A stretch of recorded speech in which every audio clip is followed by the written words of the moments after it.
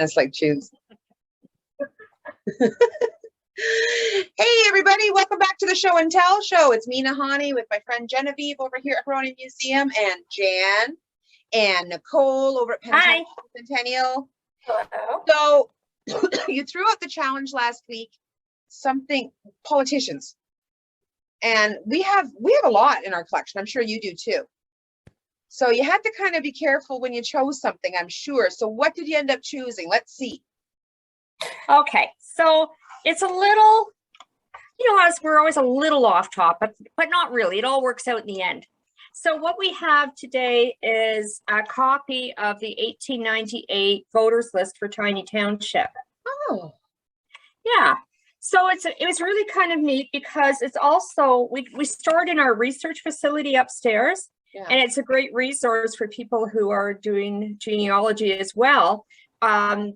This particular one, it's broken down into different post office areas, which is very helpful because if you thought, well, they may not have lived right in Penetang, but they might have lived just in Victoria Harbor somewhere, you can access it by just going to the Victoria Harbor post office was number 28.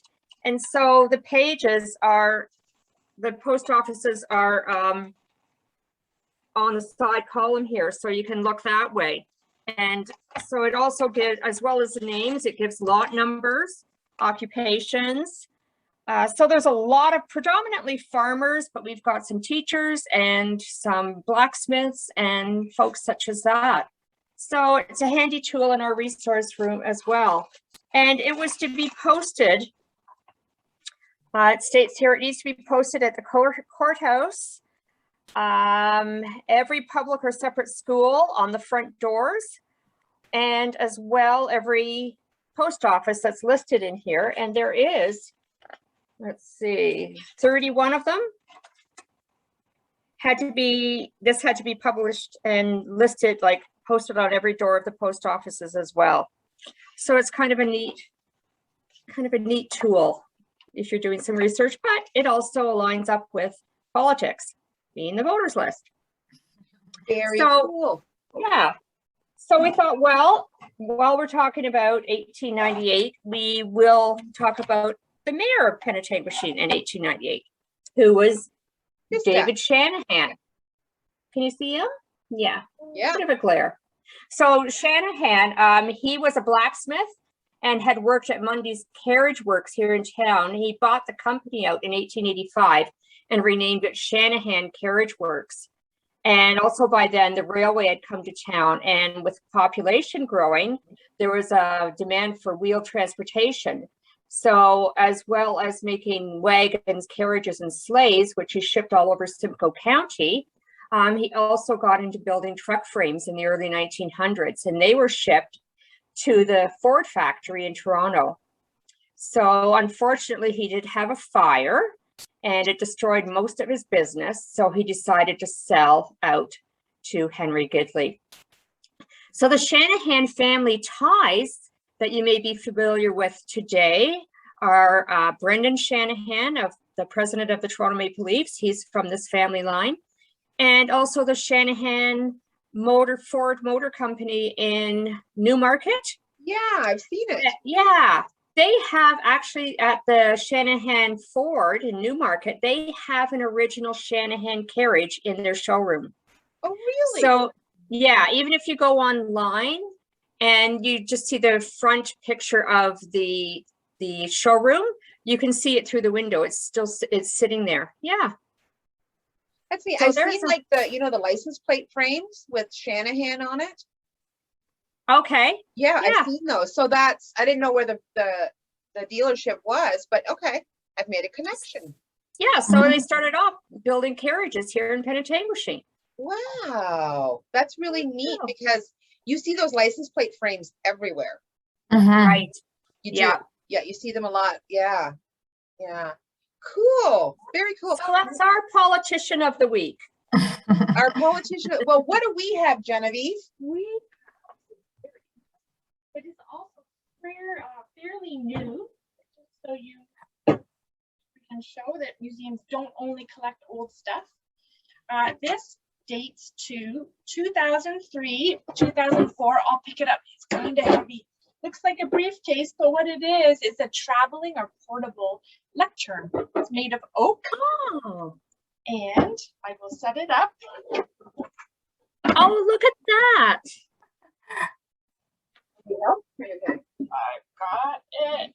Yes, actually, that would be lovely. And there it is with the Simcoe County crest on the front. There we go. And I will make my speech from it. Okay. This was used by George McDonald, who's a well-known local politician. He was a councillor and a mayor in Midland for many, many years. And while he was the mayor of Midland, he was the local, the Midland representative on the Simcoe County Council. And then he was voted by the other mayors and deputy mayors who were also on that council, the Simcoe County Council, to act as the warden for 2 years. So this is what he used while he was the warden. I'm not sure if everyone is assigned their own traveling lectern or not, but it's a lovely piece, and it's something interesting and new. Yeah. Right. And what year did it come to you? What year was it donated? 2006. So Okay. about 2 years after George McDonald retired from his position as the warden. Right. Wow, that's neat. Mm-hmm. It does look like a briefcase, doesn't it? It does. It's very Yeah. unwieldy. You can do a lot of damage with it. It's quite heavy. It is quite heavy, and yeah, and it's really. I remember when it came in, when he came and dropped it off. Yeah, and lifted. And I didn't think it was like that heavy. I thought maybe it'd be Right. particle board, because every warden gets one of these. It's not. It's like it's solid. Yeah. Wow. So it's like a shield from angry constituents or something. Yeah, it's a shield from angry. Yes, it is. Or it makes you not want to stay warden forever because you don't want to lug it around. Because you have to haul it around. Yeah. I'm sure a lot of them gave up just because this is tiring holding this thing. Yeah. Oh my God. So while we're on the topic of new, let's see. Have you guys been taking donations in the past year at all? A little bit, not too much though. Little We bit, actually not too weren't. much. Yeah, we're very much the same. So I'm going to put a timeline on this. I'm going to put a timeline of the past 5 years, something new that has come in the museum that because I think people think it has to be over 40 years old or over 50 years old. They think there's some magic number that museums hold in our heads, that it has to be older than this for us to take it. And that's not true. We're here to, preserve heritage, which is happening right now. So let's see if we can get some pieces out that kind of share the idea of how we conserve heritage now, today, some of the stuff that's going on in our world today.